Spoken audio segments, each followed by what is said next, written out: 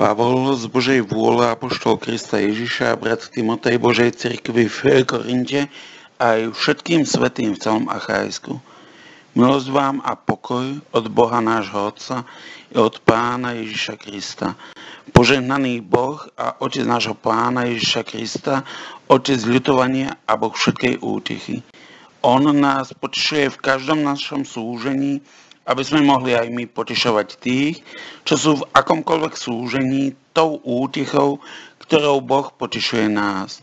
Lebo ako sa v nás rozmnožujú Kristové utrpenia, tak sa skrze Krista rozhojňuje aj naša úticha. Ak sme teda sužovaní, je to na vašu potechu a spásu. Ak sme potešovaní, je to vám na potešenie, ktoré sa prejavuje v znášaní takých istých utrpení, aké znášame aj my. A naša nádej vzhľadom na vás je pevná, veď vieme, že ako máte účasť na utrpeniach, tak budete mať aj na úteche.